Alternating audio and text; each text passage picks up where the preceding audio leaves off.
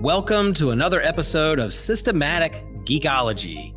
This is a space where we seek to create and cultivate healthy conversations between those things we geek out on and the philosophical and theological questions that often arise out of our fandoms. Like, what does it mean to be human? What makes a hero? What makes a villain? How do the stories and narratives we geek out on shape how we live in the world? We are your priest to the geeks. We aren't all ordained, but we see ourselves as mediators at the intersection of geek culture and going deeper in our faith. We don't always have to agree, but we do respect each other, and we see everyone as a beloved child of God. Everyone geeks out on something, so come geek out with us and enjoy the show.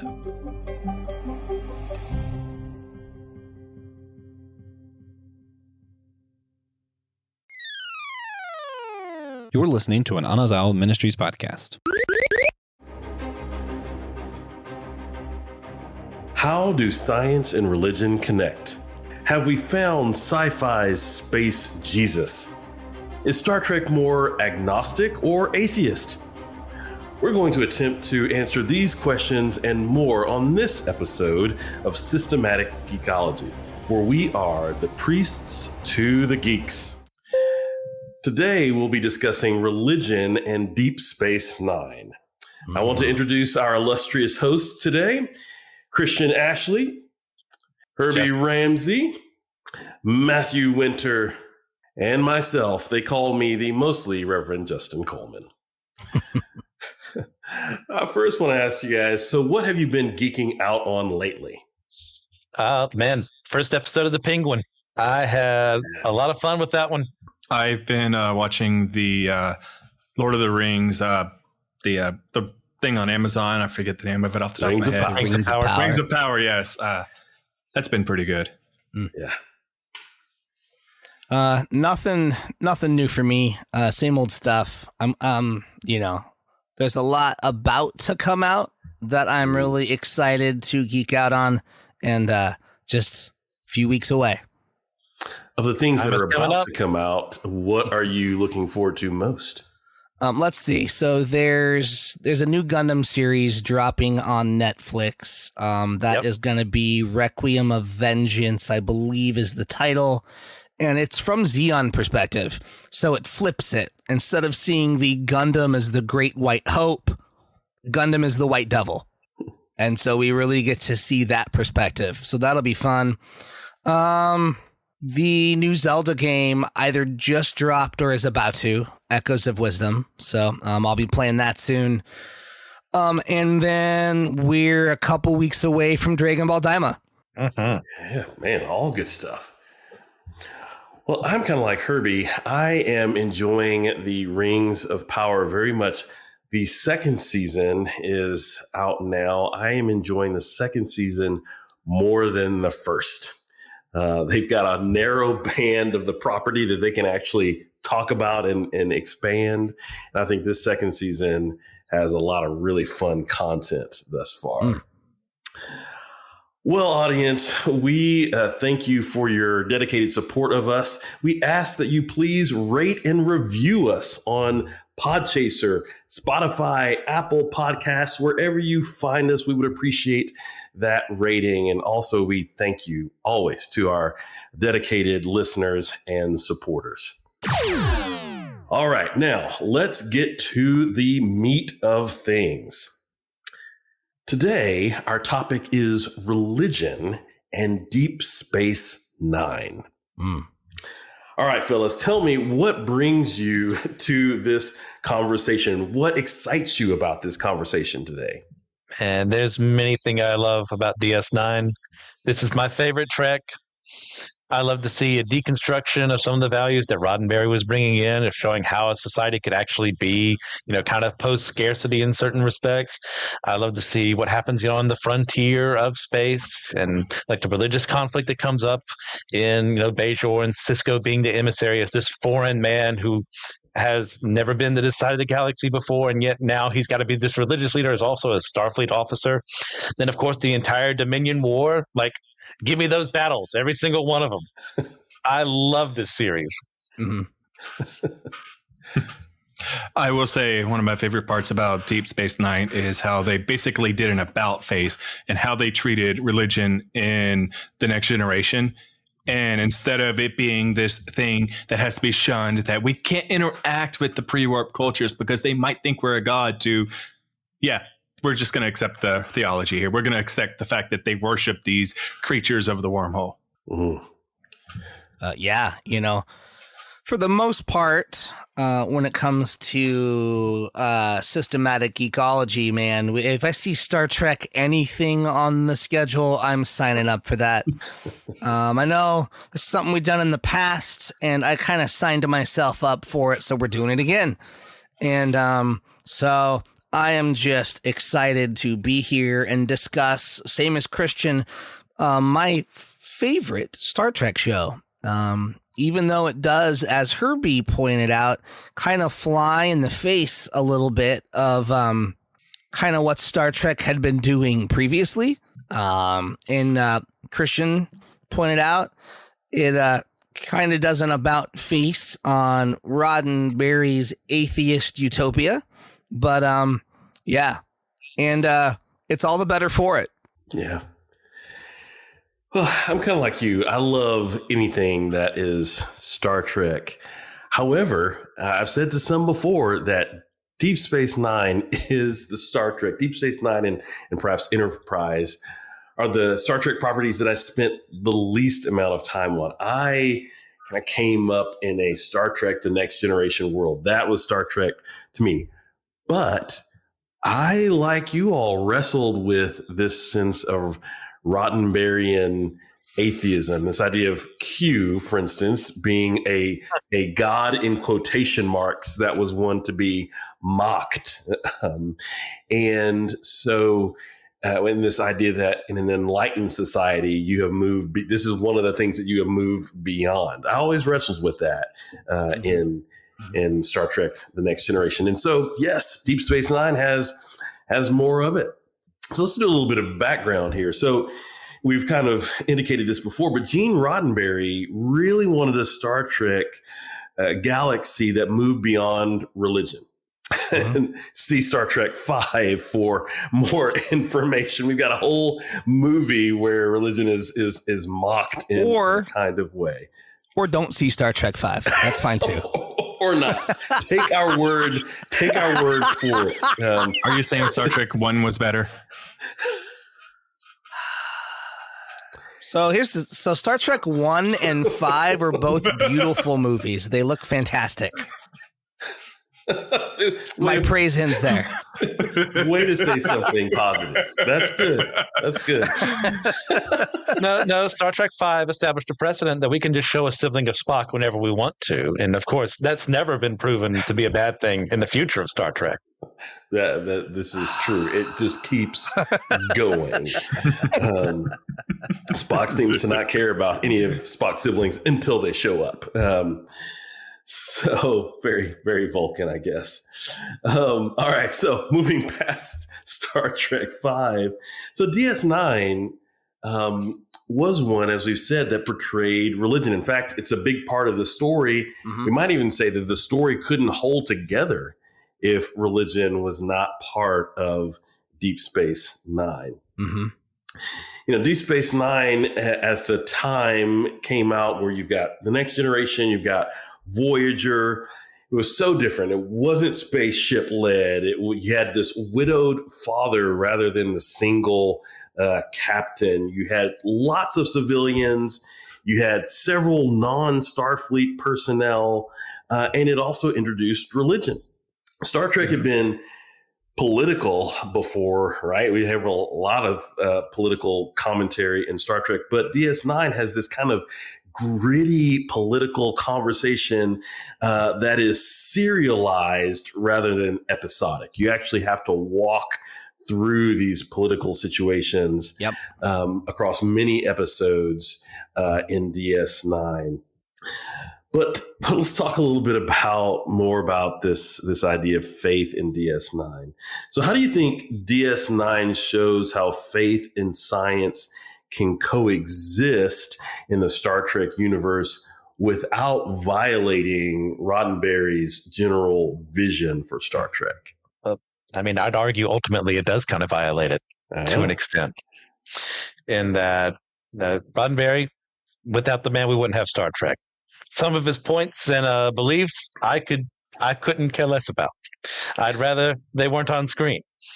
But I mean, like we mentioned earlier, the difference between TNG and DS9, it's like night and day at certain points in time with how religion is portrayed specifically. And we have this in the faith and science are ultimately a part of our own world. So obviously I want to see that portrayed in the sci-fi series well, especially as we advance further in the future. And what they do is excellent in that you have Sisko, who suffered immensely at the Battle of Wolf 359, and is just trying to find a quiet place to settle down, raise his kid, and not be bothered by anything. And yet he comes there. There's a wormhole. Well, the Cardassians are trying to come back. And oh, by the way, now I am going to be the emissary of this entire people group who aren't even members of the Federation. So what do I do with that? And the entire point of like, okay, are the prophets real? Are they just highly advanced aliens? Because those exist all throughout Star Trek, your Organians and beyond. So are they just like them? Are they actually gods of some sort of? Then you ask those questions, you have to wrestle with it. And I think one thing that Roddenberry did do well is he wrestled with those concepts. So we have like, your Metrons show up, or you have Apollo show up, and like, okay, what does that mean if these things are real? And DS9 does an excellent job, not only with the Bajoran side of things, but like we were talking before recording, we've got the Ferengi belief and the whole, divine treasury and how that reconciles in a society built on greed. And then the Klingons, as Matthew mentioned before recording, in the backstory, murdered their own gods so that they could essentially become atheists to an extent. Kind of violent Buddhists, maybe, if you want to put it that way. So, but it's done so not to say, oh, religion's dumb, religion is stupid. Like, hey, here's how these different cultures are asking the same questions we are. What can we learn from these things that don't exist but actually interact with our own world? And to build upon that, Bajor having just gotten their independence back from the Cardassians, they centered around their religion. It helped them stay together as a people. It helped them rebuild their culture. You mentioned the Klingons and how they'd killed off their gods. Well, they still believed that Kahless was going to return one day. And they brought back Kahless in a really weird way for them, having him be a clone of the original Kahless. But they showed very well in Deep Space Nine that religion has very, very strong, good socio impact on society. Like, it's really good for society. It helps us come together when we have this common belief. Well, and I think the character of Sisko embodies this, I guess, for lack of a better term, this cognitive dissonance, right, of science and religion. Because on the one hand, as a man of science, as a Starfleet officer, he knows that at the end of the day, at least for him, the prophets are merely wormhole aliens. And yet, as the emissary, he has communed with them and spoke with them, and whether they are gods or not, they act as such to the Bajoran people. So then we have to ask, then what makes something or some things gods? Is it merely the worship of them as deity? Or is there an intrinsic quality that makes something a god or godlike? No, they're only god if they need a spaceship.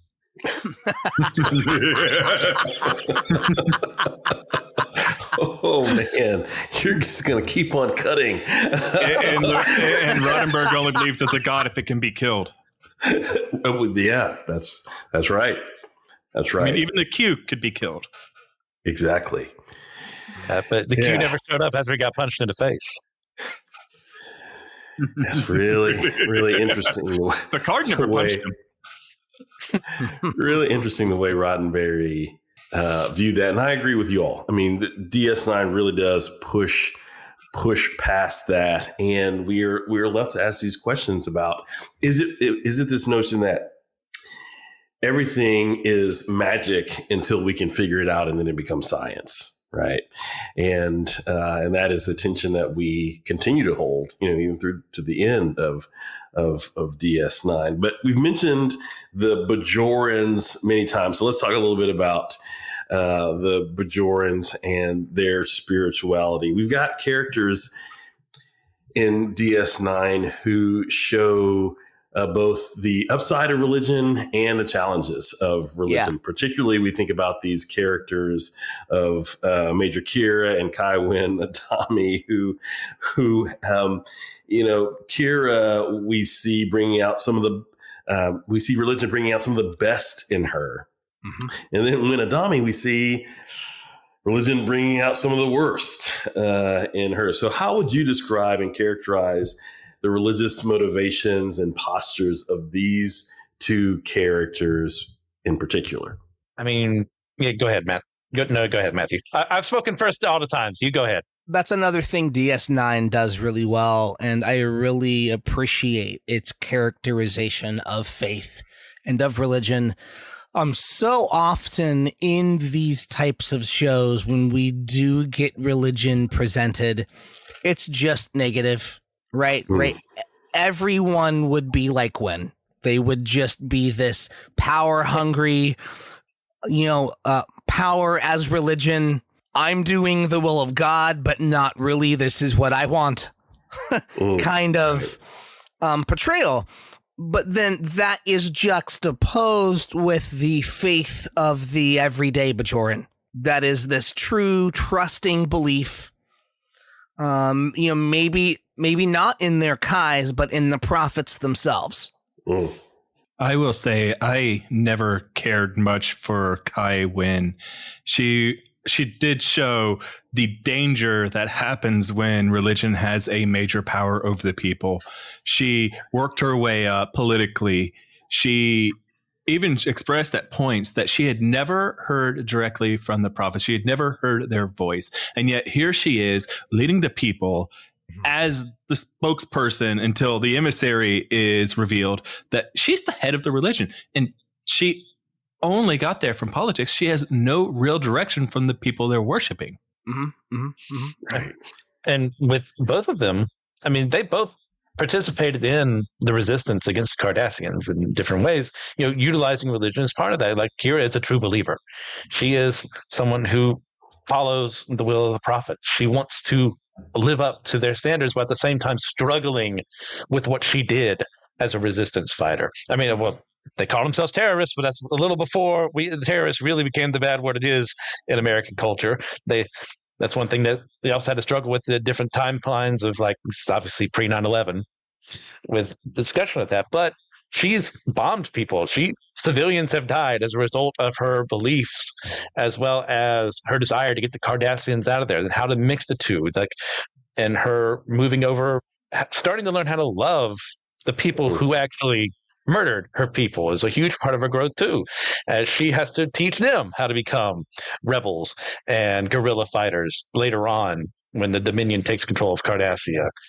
And then you get to Kai Wynn, who, with Kai Opaka before her, was like the example of the good shepherd. Mm-hmm. She's the one who worked as hard. Yeah, Wynn was also part of the resistance. She didn't actively fight, but she was making sure as much as possible, under very terrible circumstances, to try and keep people alive. She lost a son, if I remember correctly, who died in the resistance. But you have Kai Opaka here, who is, like I said, that good shepherd trying to watch over the people. And then unfortunately she dies in a very throwaway episode on another planet. So Kai Wynn could come to power. And correct me if I'm wrong, but isn't she the one where Keiko is teaching evolution? Yes, okay. And they have the religious strife there, the faith and science, which is a huge part of her character. And I would argue in that episode, she's a little Flanderized. She takes the side that obviously the writers are against, and that gets a little too bad, a little not good enough. It's like opposing two-side views, but it's because of her fundamentalism versus her actually putting any of the time and effort into understanding what's going on that makes things worse. And it's because of her own pride, which she never loses, even when she, redeems herself at the very end by moving Gul Dukat away. She's still doing it out of self-interest.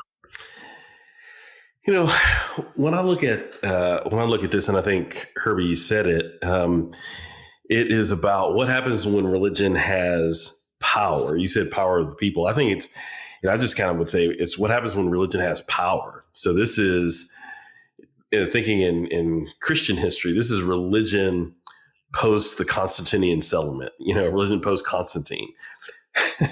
All of a sudden, we've got power to wield. We've got armies to wield. And then we move forward when we think about things like the Crusades. Well, there were some people who must have gone into that thinking, I am going to do a holy duty. I've been conscripted to do a holy duty. And I believe that my actions are that of a true believer. And so this is some of the tension of the warrior. What I love seeing in Kira is this sense of moving into the vastness of God, and so you see this journey of spiritual growth that Kira has been on across her life that looks very different than the nationalism, spiritual nationalism that is present in some of the harmful ways of Kai Wen and those who affiliate. These are things that we can talk about it even in our context here. But what an interesting tension between these two characters. Did you know Systematic Ecology has a YouTube channel? Now you do. And while you're there, you can see exclusive stuff like our comic book catch-up series, Manga Mustard, Drinks with Tejas, the companion series to our annual theme. You can go Friday Night Frights with me, where I go through cryptozoology, ufology, and more. You can also go to see Spidey Swing Bys, where I'm doing every chronological appearance by release of Spider-Man from Amazing Fantasy 15 all the way to the modern age. You can also find exclusive shorts on YouTube there, as well as other bonuses for extra episodes that we do that don't end up on the podcast proper. So I want to see you over there on YouTube. What other similarities do you see between that and, say, American Christianity? If we can dabble in that for a moment. I mean, you've got the regular believer out there they're not seeking power for themselves. They're attempting to commune with God as God has directed them, and whether it be through working through the church or elsewhere, they're just attempting to do what they're supposed to do. And you like to think, yeah, that's what we're all working on together alongside each other. The church may not be unified denominationally, but surely we all follow Jesus and everything Jesus spoke of. And then you have people like Kai Wen on all sides of the spectrum who will use religion as a way to justify, well, I need to take power so I can keep these things from being made passed into a law, or I can make these laws instead to prohibit these things I don't like, even though, yeah, you may have some justification in scripture, but as far as that's for people, not exactly a government. I'm going to bring the tension a little bit here to Cisco. Yeah. And we have a lot of Christians out there that are somewhat like Cisco at the start. And they start off, they're rather antagonistic, and then they reluctantly accept. And over the time, they finally come to realize they have to fully submit. He does eventually have to fully submit to what it means to be the emissary. Mm-hmm. Not only like in actions, but he genuinely comes around to what his role is as the emissary. And there's a lot of Christians out there, like, we are called to do things. And sometimes we kind of push away from what God wants us to do. And then we begrudgingly start doing it. And finally, we come around to, this is what God's called me to do in his kingdom. And I have to submit to it. Yeah. Fantastic. I'd never seen that before. Thank you. Thinking about Cisco and his journey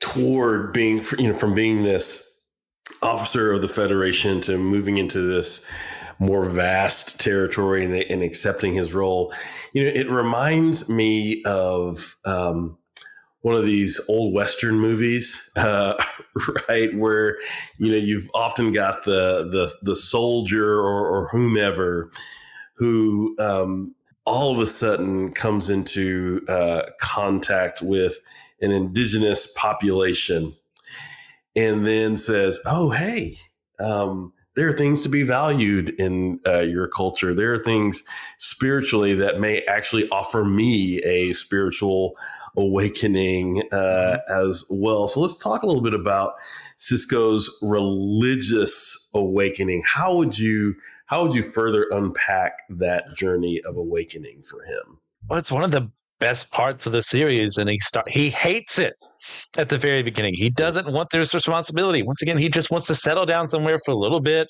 out of the way station no one cares about, and suddenly a lot of people care about where he's at.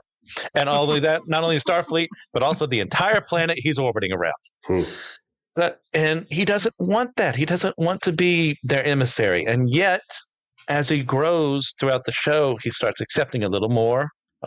Maybe, okay, maybe these prophets, there's something about them, or maybe, I can perform a Bajoran wedding for these people. I can offer blessings, to these children as they pass me by, hang out with them and talk about their religion with them. And maybe, I might even settle on Bajor when I'm having my new family.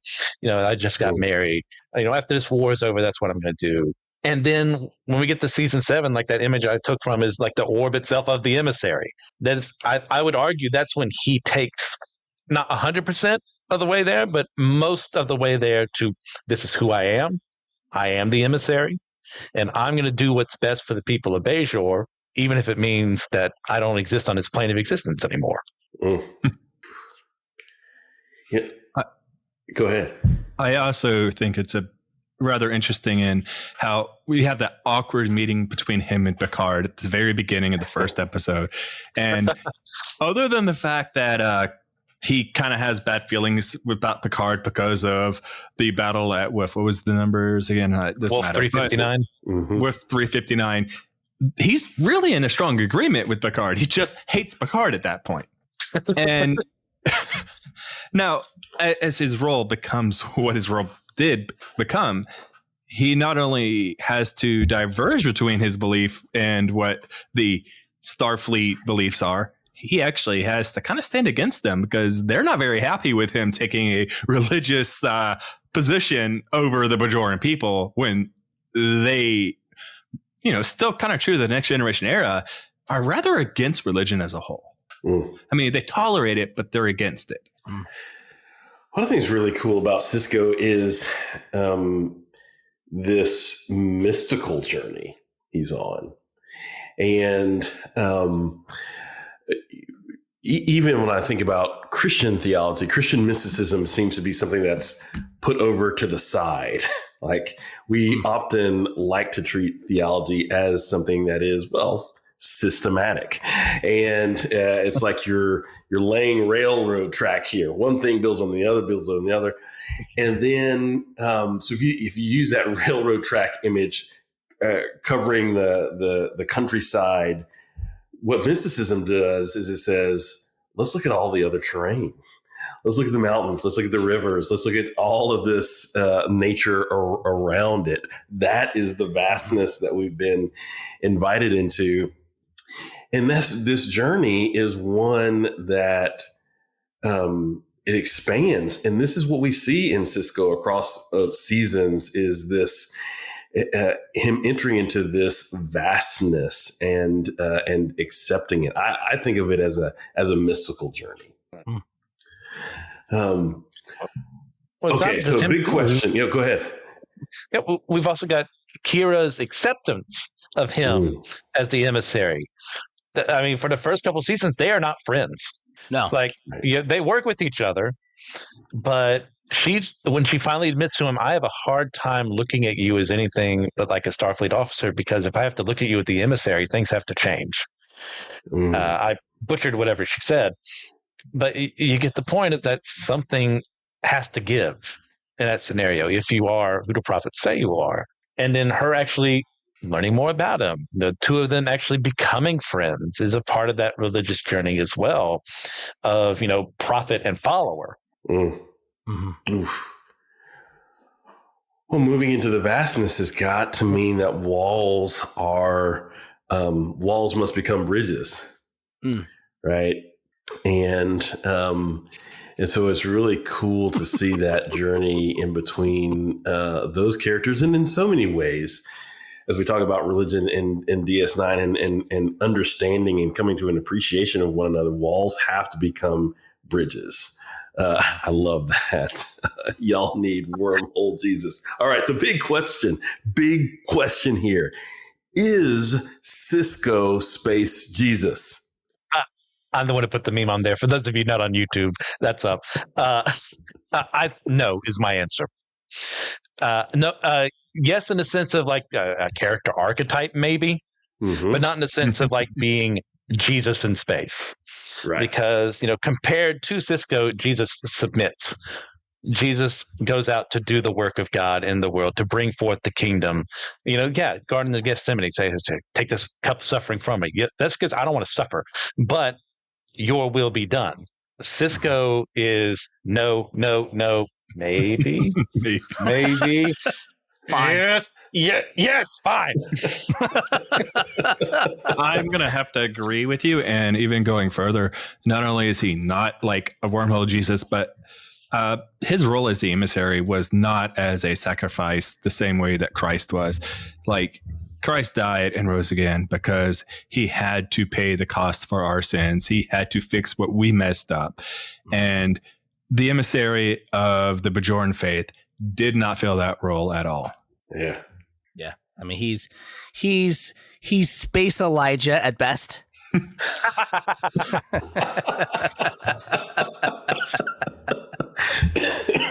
I accept. I'm just picturing Cisco being told to sleep and eat, and you'll feel better in the morning.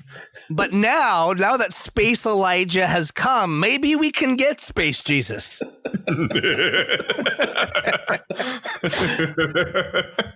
That's awesome. I love that. Space Elijah.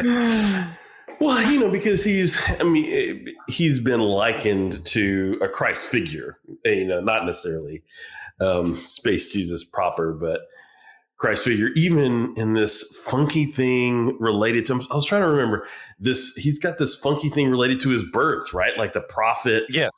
And it's just this, it's not exactly a virgin birth. I don't even, what would you call it? A reverse virgin? But what is that? I mean, deception. This poor woman. I mean, and his poor dad too. Thought he fell in love. And she was just taken over by an alien being she had no context for. And then suddenly she's given birth to a son and with a man she doesn't know. And no wonder she left. And no wonder his dad didn't want to talk about it. It's a huge, terrible thing. It's not a virgin birth, but it's a miraculous, deific almost way of conceiving a child through alternative means. And that a prophet had to take over a human woman for this to happen. But yeah, it's definitely not the same. That reminds me a lot of the Greek mythology and all the demigods that came from that. Yeah. Very different than a virgin birth. Okay. Not exactly miraculous either. It's really just, hey, we're going to make a child. So Cisco is Space Percy Jackson. Okay. I can get behind that one a little more. something more like that. A demigod of sorts. Mm-hmm.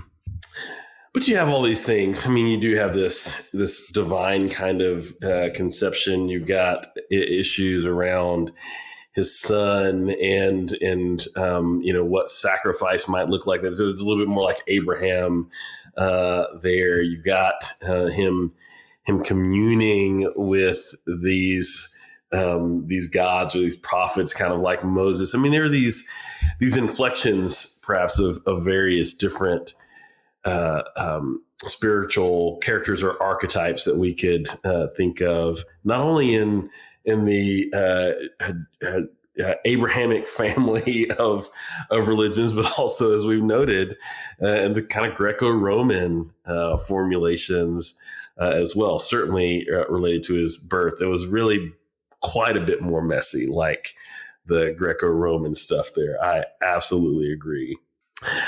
So let's take a little bit of time. We've mentioned religions that move beyond this Bajoran conversation. Let's talk about some of the others. What are your favorite religious conversations, be them Ferengi, Klingon, and why? Let's explore some of those just a little bit more.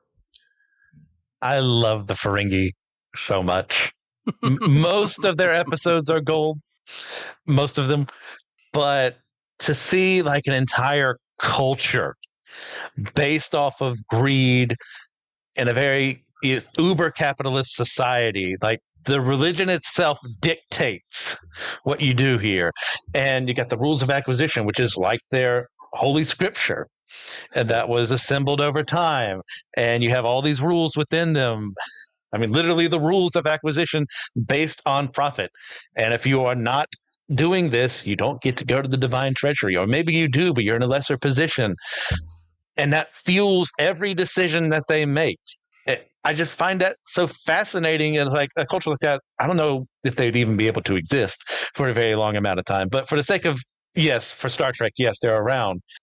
It's the especially the comparisons between the Roddenberry, we don't need money anymore, in the Federation, even though no such system would ever exist in this world. But you know what? That's fine. For the sake of Star Trek, I'll move forward from that. And the contrast between the two of Quark like seeking profit versus the Federation, like we're just trying to help people, and then Rom joining more the Federation side of things, and Nog actually becoming, instead of rejecting Ferengi society as a whole, which means he's rejecting their afterlife in a sense to become a Starfleet officer. It's just as they grow to Ferengi from these one-note nobodies at the very beginning of Star Trek Next Generation, where they tried to make them their Klingons and failed utterly, to this fleshed out culture like DS9, like can't be beat in that regard. That's so cool, and I hadn't thought about it until you said this, but the Ferengi really are the prosperity gospel folks of Star Trek. This never occurred to me, but that's health and wealth. I forget, what was it that they dealt with? It was like the flow of life, or it was the flow of something where there's always a need for something, but you just have to find what you need to sell at a certain place, or a certain place to sell what you have. Yeah. And that was almost like how they were doing their worship, and it was led by the rules of acquisition. Mm-hmm. Mm-hmm. Yeah. I do think that Deep Space Nine did ruin the Ferengi in the end, when they basically changed their entire structure, with Nog becoming the Grand Negus and changing everything up. Like, how are they going to be this entertaining race in the future? They ruined the Ferengi. How dare they reform themselves, Herbie says. Well, and they had one job and they can't do it anymore. I mean, really, that is it. Like you have to also think about what comes after this series. And have we seen Ferengi since Deep Space Nine? Picard. Well, so Quark's restaurant. Yes. So when you think about things like Picard, or even you think about Discovery. I know Discovery may not be everyone's favorite cup of tea, but I'm trying to think. I feel like I've seen a Ferengi like in the distance. In when Discovery. They go to the future? When they go to the future, yeah, around the kind of council table for the reduced Federation. I think I've seen a Ferengi, but just seeing. There's not been any kind of exploration of who these folks are on into the future. Yeah, I do think I agree. They kind of ruined it. They wanted to. Yeah, I think you're right, but I go to therapy weekly to try and forget that Discovery exists. I'd rather watch Star Trek V on an endless loop than ever admit that Discovery exists. Wow, that is harsh. But I'm seeing some nods of agreement. Maybe. I haven't seen enough Discovery to make that call. Yeah. Well, we may have to talk Discovery. Also, one more part of worship in Deep Space Nine I don't think we really hit yet, with the changelings and how they had created, but their fighting force, I think it was the Jem'Hadar. Yes, Jem'Hadar and the Vorta. They literally worshipped the founder. They were called the founders, right? Yes. Mm-hmm. Yes. And it's like, I would rather see them be reformed, because the Jem'Hadar were actually very entertaining. as well as their leaders. I can't remember their leaders. You did just mention her name, but like that culture deserves to be reformed to be something outside of just the servants of the founders. Mm-hmm. And that's a huge part of Odo's journey too. Is like, wrestling with, these people say that I'm a god by the very fact that I exist. Like, am I? Is that real? Is if manufactured God actually a god? Because that's exactly what the changelings did. That's exactly what the founders did. Is because of being afraid of being hurt, they took over other races. They created the Vortide. They created the Jem'Hadar. So in a sense, they have created life, and that life looks up to them. Like, does that inherently make them a god? Mm. Wow. Well, then going back to this whole conversation around Gene Roddenberry's vision, when you see the founders appear in Picard, they are, you're somebody's God is now being experimented on, is being co-opted by the Borg, is something very different than we see in DS9. Yes. All right. Any other? We talked about the Klingons a bit already, but any other fun religious moments in DS9? I mean, I think those are the main ones, really. Obviously the Bajorans are the focal point, but we do get to explore Klingon religion some in the Worf Dax relationship, and all of that lead up to their marriage, which is when we find out that the Klingons killed their gods, and that whole thing. And then, the Ferengi, the rules of acquisition, literally, you don't follow them. You essentially cannot function in their society. You lose your status. You can't have a business. If you do bad enough, you can't even work for another business. You're a nothing. And then the goal is to have enough money that you can buy your way into the divine treasury. Because they have to buy their way into their afterlife. So indulgences right there, live and in effect in the Ferengi common life. You also brought up the Dax situation where they also had to deal with the symbiote or the symbiotes, and how that actually was also kind of a way of worship. True. Yeah. There's also that one episode, I'm trying to remember the species name. I think it's the Skreans, the one where they have trouble with the universal translator at first, and they find that they're religious kind of refugees fleeing from the Dominion, and they found the wormhole, which is like part of their prophecy maybe, and the world that they're going to be at, the very matriarchal society. It's like, oh, where we end up here, that should be our new home that's been prophesied about before. And how it talks about, like, can prophecies be misinterpreted? Absolutely, yes. And how do you handle that when an entire people group thinks that this is where they're supposed to be? It's a very one-off episode. I don't think they ever get brought up again, but I think for the most part, that was really well handled. Yeah, those are the ones that they convinced to live on Bajor 4 or whatever one of the other planets is, right? Yeah, they try and settle on Bajor, but they're forced at the end to move to a different planet. Yeah. And the woman who kind of becomes, their prophet, who led them through the wormhole, is just forcibly put into a position that maybe other prophets in the Bible, you can look at, God selects them for that, but she falsely assumes, and they all falsely assume that she is a prophet because of what happens. And there's a whole thing of, well, sorry, by the way, this whole planet is already suffering. We can't bring all these millions of people here. This ain't the place you're supposed to go. Check out this place instead. Yeah.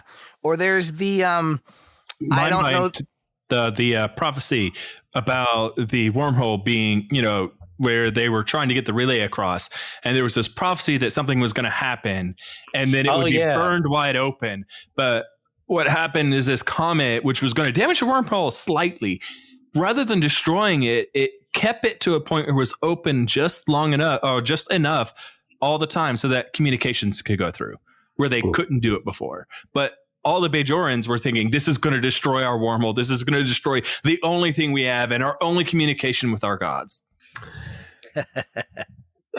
When I was thinking, go. One other thing I was thinking of, and I don't remember if the race ever gets named, but I call them the Proto-Hirogen. Oh, the Tusk. The ones that are fighting them. Yeah. Or hunting them. Yeah. Because that's there was a religious element to all of that too. Like the hunt was their religion. And he was genetically engineered them too. And he was the prey. Like he was this revered, honored, like you are our honored prey. It was this, there is a religious element to that as well. Yeah. I love the show. I'm trying to remember. There's who said this quote it was years ago. I was reading, but they said that to live is to be religious, and I think you see that here in DS9 with the various races, species that we encounter, that to live is to be religious in all of these societies and the way they function and interact. There is a religious component to their life. So whether you want to think about it as religion proper or you, a guiding philosophy, like religion is present. Faith is required. Is present. Yeah. Faith is a requirement for life without omniscience. Every time you turn your car key, you have faith that your car is still going to do what it's supposed to do and start. Right. You are putting faith in your mechanic that they did good work. You can go down the line as far as how far the faith goes, but without omniscience, everything you do is an act of faith because you do not know how that thing's going to turn out. Mm-hmm. Yeah, that's good. Take that, atheists. Let's talk a little bit about using DS9 as a starting point, but just kind of opening the door up to the broader Star Trek universe. Does Star Trek exist on this continuum between agnostic and atheist, or would you broaden that somehow? I mean, honestly, my answer would depend on who's writing it. You can definitely tell there were different writers at different points. Like you can also tell that Deep Space Nine is post Roddenberry, and that's why they're able to get a lot more of the religious aspects into it. And even within Deep Space Nine, you can kind of get a different feel of the different writers. And this is totally different, written by a different person in that episode or that season. Yeah. So it really, as you said, it depends on the writers a lot. I mean, I would argue right now we're more atheistic writing in certain respects. I would go around the time of DS9 and Voyager, I'd say more agnostic. And I would say at the time of original Trek, a little more favorable towards belief. And, we've got the followers of the sun and stuff like that. And the rejection of other gods. Like we had the image of, was it Apollo earlier? It's like, they don't fit within this Christian framework. And then, of course, with TNG, love TNG. It's atheist to the full. Everything else, we don't believe in those foolish superstitions. I had that image up of the Who Watches the Watchers episode earlier. That's one of the. I roll my eyes and say, "Next episode, please." Yeah. Well, I guess. Oh gosh, who was it? I was watching a video. I don't remember who it was by or whatever. If we make a distinction, between what can be called like positive atheism or negative atheism, or more of like an agnostic atheism, I would put Star Trek in that category. So one, what you would call these are atheists that make a positive claim there is no God, right? It's the belief there is no God. Whereas an agnostic atheist or a negative atheist simply says there's no proof there is a God. So it's not a declaration there's no God, which is a positive statement that requires proof. So I don't know that. I mean, TNG comes really, really close, but I don't know that anywhere in Star Trek there has been a positive affirmation There is no God or gods. And even when they do make something of a positive affirmation to where this could be considered a god, they always portray that thing that they're describing as very negative, such as the Q continuum. Right. I would argue that, we're narrowing very far into the scale if you're looking between agnostic and atheistic, where the wider scale is you have theistic to atheistic, and we're constantly drilling down. You definitely can see which side of this spectrum Star Trek really is on. Yeah. When you think about things like Next Generation, I heard someone, a rabbi once say that universalism has marched hand in hand with imperialism. And, I just want to chew on that a little bit more, but you do kind of have this, and it doesn't necessarily need to be universalism from a properly religious standpoint, but there is a kind of a universalism that is present, I think, in Star Trek: The Next Generation. I mean, it's this whole idea of an enlightened state of being that has become the universal faith of folks. Roddenberry didn't enjoy tension.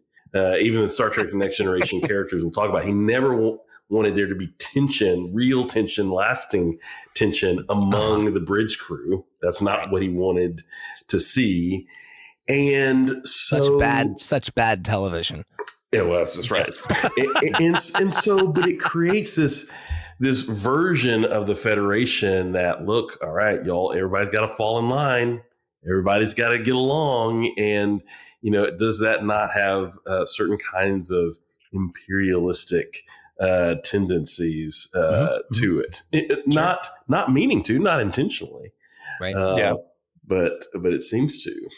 Well, it definitely shows that Roddenberry did not believe in the depravity of man.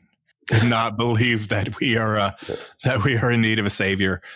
No. But there's a lot of things that he didn't agree with that we would agree on here. Right. Roddenberry was not a total depravity guy. You're right. You're exactly right. I mean, he honestly really believed that mankind could find a way to where we're all at peace and we're all in a good nature, which is definitely not the depravity of man. Right. Yeah. Naive but hopeful. It's like to be good to the man, because those are good things to want to have. Is kinship between different peoples, right. To love one another, to not have to worry about eating or what you own or anything like that. That's good, but it's also very naive in the sense of when you actually look at the state of the soul, something needs to be done, and it's not going to be done by human hands. Right. There's this belief that if you remove certain kinds of human wants, want for food, want for economic security, if you take some of these things out of the equation in the hierarchy of needs, then all of a sudden you won't need God anymore. You won't need religion anymore. It seems to be what Roddenberry thought might be the case, and so created a world where that was true. If you no longer have needs to call out to a God for, right? Yeah.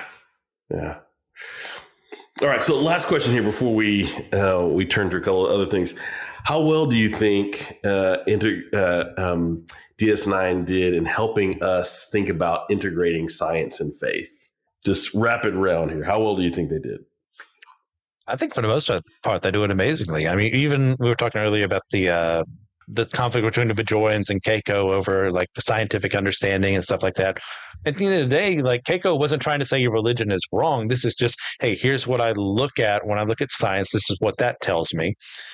I think they played that off fairly well. Yeah. And then, of course, you've got Sisko at the very end making the play to become full emissary, but also not denying the Starfleet part of himself. I mean, you could argue, 100% emissary, 100% man.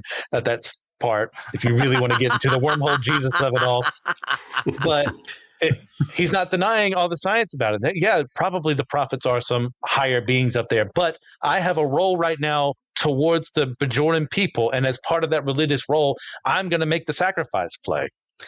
Without him coming all across these 7 seasons of journeying, how do I handle being the emissary? How do I handle this faith the people have in me, as well as my own beliefs here in science and reason and all this? That doesn't happen. We don't have Sisko making the final plunge there with Dukat and the fire caves of blah, blah, blah. I also agree. It did a really good job. I think it did a especially good job considering it was working within a framework where it had not been handled very well.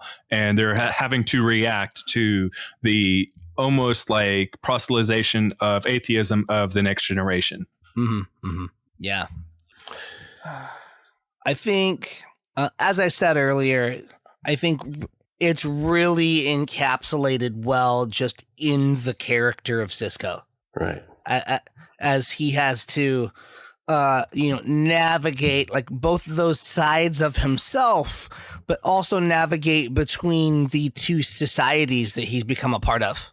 And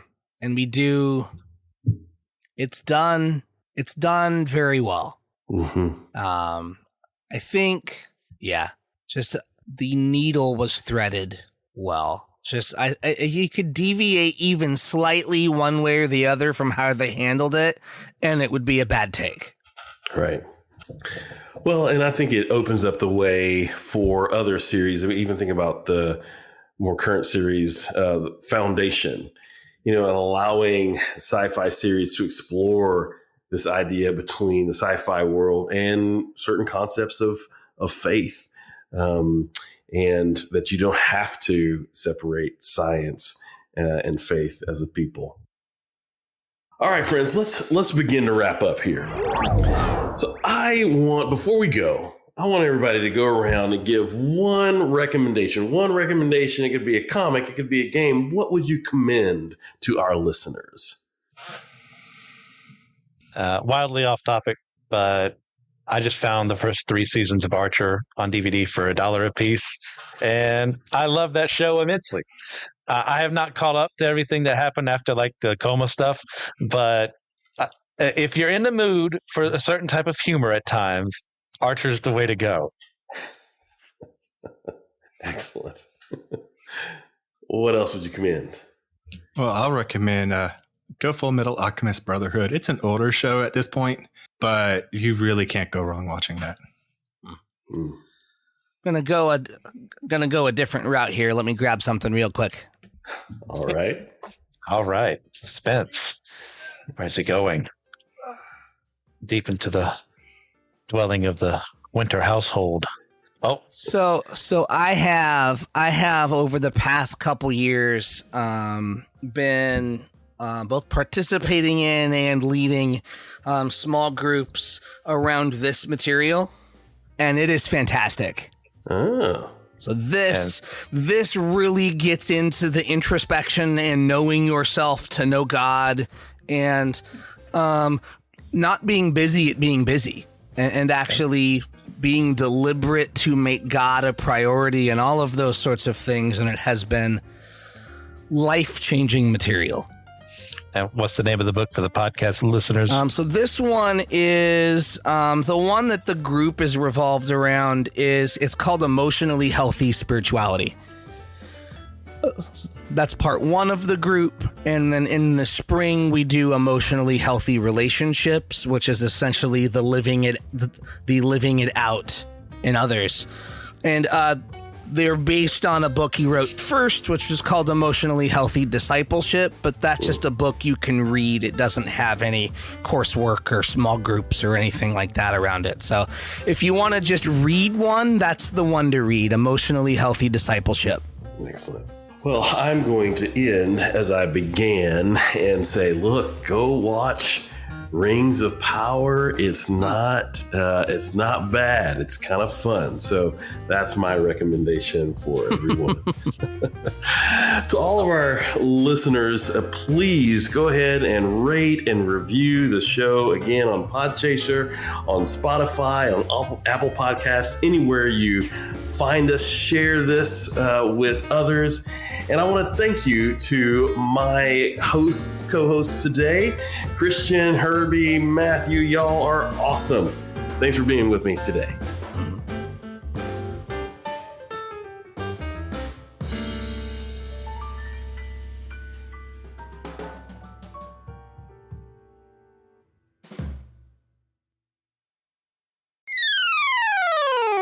If you'd like to support our show on Captivate, feel free to go to captivate.fm and find our show, subscribe. You'll get access to any future online D&D campaigns over there. You'll get an extra bonus question for 4 to 8 times a month. You'll get extra content like that through there. You also get a one-time donation you could make to help support the show right on Captivate. So you don't get anything for the one-time donation, but if you would like to just support the show once, do a quick donation, you can do that through captivate.fm. Our overhead includes editing software, marketing, equipment, recording software, and a whole lot of other stuff. And we really appreciate everybody who can help keep the lights on. Hi, my name is TJ, and I'm here to tell you about the Anazal Ministry Podcast Network. We have a bunch of shows on AMP. You can follow the entire network in a single feed on Spotify at Anazal Ministry Podcasts or on the network page on Apple Podcasts. Some of the ones we're running right now are the Homily, which is Pastor Will's homily messages from Holy Trinity Lutheran Church in Chapel Hill. We have the Whole Church podcast, which one of my favorites. It's where myself and Joshua, we interview leaders from different denominations and backgrounds to work for a full church unity, Big C. We have My Seminary Life by Brandon Knight, former host on Systematic Ecology. He discusses his experience at seminary and discusses seminary topics so anyone can access the knowledge. Which is kind of cool. It's like the book, everything you learn in business school and then everything you don't learn at business school. It's great. We have Let Nothing Move You by Christian Ashley. He goes through the Bible kind of like it's a Bible study to explain the biblical narrative through his perspective and what he's learned. Dummy for Theology, which is Joshua's show. He discusses various theological topics in an attempt to show every side of big discussions. That leaves you with more questions than answers, which everyone loves a lot. It's kind of a continuation of a series that we did on Whole Church, but it's really good. It's really fun.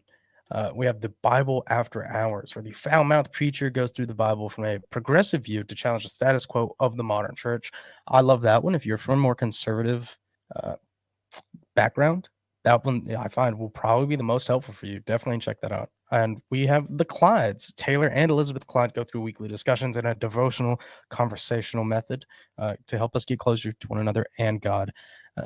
That's just a little review of what we do in AMP and all of our other shows.